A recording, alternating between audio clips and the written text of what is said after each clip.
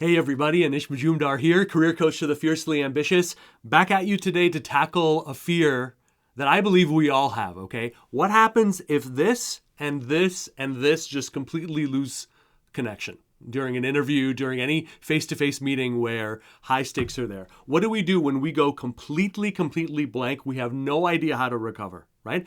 Today I want to go through a couple of concrete, simple, easy to access ways that you can bounce back in those moments, okay? And hopefully through us sort of talking about this and looking at this in a different way, I can remove some of the fear behind that as well. Because, it's not a coincidence that the moments that we stress out over the most leading up to things are usually where the chances of us blanking are the highest, right? We freak ourselves out beforehand. We get into this elevated, tight state. Something comes in we're not prepared for, and then boop, boop, boop, we don't know what to do, right? And then there's this self-fulfilling prophecy, right? Oh my God, I'm screwing up. Oh my God, I don't know what to say. That makes it worse and worse. There's one moment in particular, okay, that I will always remember. This is from my early days as an actor, when I was, I believe, 18 or 19 years old, right?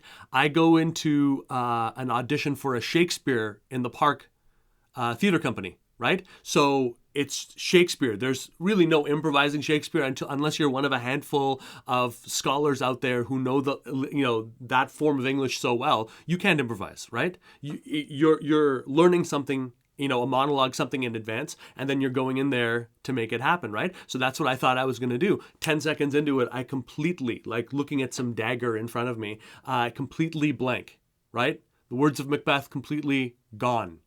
Right?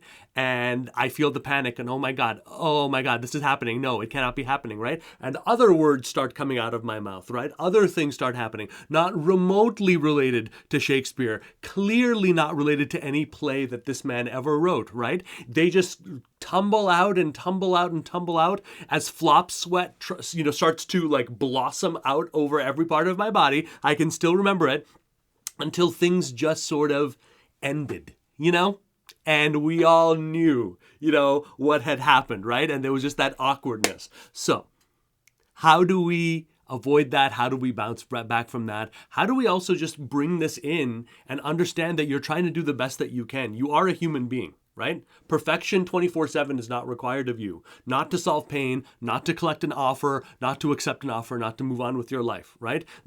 Those two things are not connected there, okay? So how can we be a little more forgiving of ourselves? So here's a couple of things, all right? So you're in the midst of a meeting, you're in the midst of a high stakes thing, your mind goes completely blank, right? You don't know what to do. One thing I would always suggest, okay, never be afraid of walking into any meeting without a notepad and a pen in hand, right? Not just to gather details, not just to lend that perspective on what is being said and really just sort of tack it down in a more impartial way, but exactly for these moments, you can refer to these notes. What do you want to refer to? Simple, simple, simple, simple. Anything over analytical here is not going to survive when the panic is there, when you blank, okay? Here's something simple. Go right back to the priorities. What are the 2 or 3 biggest things that are driving this hire, that are driving this opportunity, that is on their minds in a simple way? Look, if you can't keep your people, that's an idea that I can come back to 5, 10, 15 different ways, right? Or if I know that you can't keep your people, technology is 5, 7 years behind where it should be, and there's a sense of almost manic, we're trying to do the best that we can, and the priorities the executives don't have our back, loyalty. These ideas I can come back to anytime, right? And some ways that I can do that is I can ask a follow-up related to any of these questions. Tell me about what it's been like for you personally. Tell me about what you think the future, the next, 2 or 3 years are going to be like, right? I can ask a follow-up. I can check in to see whether we're on the same page. Look, between you and me, it looks like the way that I would feel right now is I'd feel angry, I'd feel disappointed, and I'd feel a little bit unsure, I'm sure you felt that, right? Are we on the same page there? Here's another one, right? Tie together. Right? This is where you can look at the 2 or 3 biggest areas that you guys have been talking about and draw it together. It seems to me like these are not 3 isolated incidents here.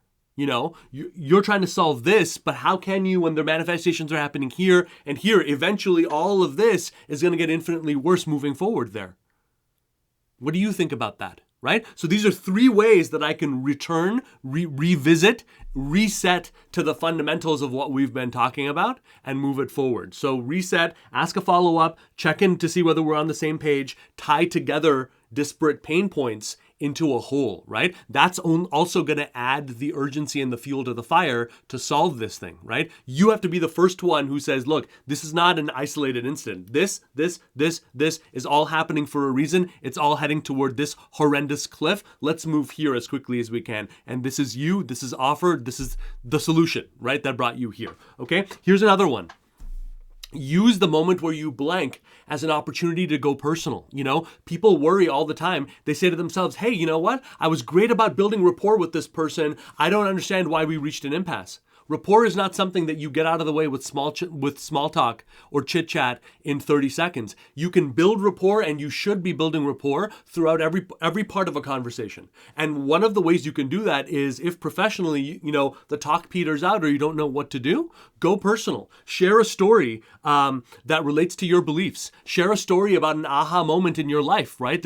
Any moment in your life doesn't even have to be professional, right? Shed some light in terms of your hero's journey. You may not know this about me, but as all of this was going on, I was a new mom. I was dealing with really just rewriting the pattern of history in my family while this was going on and working on this. And yeah, I probably had a little bit of a pirate's chip on my shoulder. You know what I mean? I wanted me and my team, not just to win, I wanted my family to win. And it all kind of, came together in the head when this was going on, right? So I'm using this opening to talk about something that may on the outside, when you're looking at it in a shallow way, say, oh, that's not what we were talking about, but it is on the deeper way. If I don't trust you, if I don't buy who you are as a human being, if I don't see what you do professionally as a greater manifestation of who you are as an individual, then this thing is not happening regardless of whatever.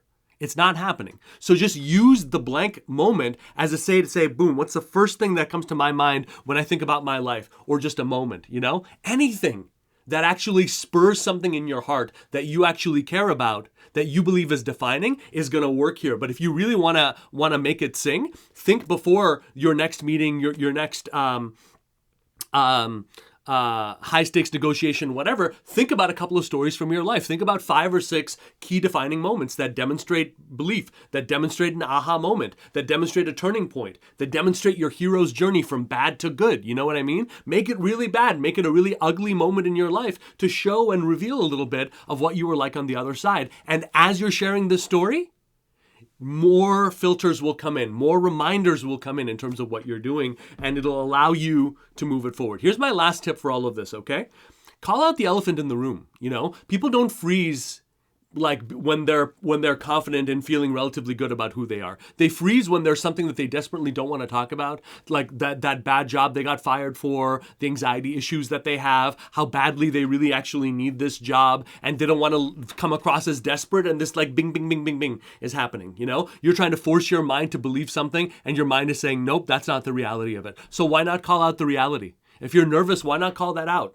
If you're feeling like, you know what, I felt so right for me and my team to part ways at that stage in the company, but that doesn't mean that I don't have regret about it. That doesn't mean that I don't wish things had gone better. Share as much of it as you can in as safe a way as you can, and watch how that affects the universality of this relationship, right? When people realize you're not like this, you're not trying to be perfect. You're trying to be a human being who actually genuinely cares about saving things and about making things better. That's going to work a hell of a lot better than you just saying the right answers and no one really buying you, because you come across as fake and you come across as someone who's suppressing.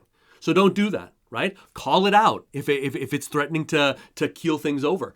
If this makes sense to you, and I hope this training is going to give you some keys here, reset to the main priorities, go personal, call out the elephant in the room, powerful strategies that you can use that you don't need to create a new answer for. If you want to go deeper with me, all right, I encourage you to go over to helloanish.com right now, HELLOANISH.com, where I've got a masterclass, I've got trainings, all free, that are going to lead you deeper down this rabbit hole of seeing, doing differently, and generating opportunities completely free of job postings and all of that crap. That is not where the action is. If you are interested, helloanish.com is where you need to go. Keep the questions coming, guys. Keep the engagements coming. Have a wonderful rest of the day.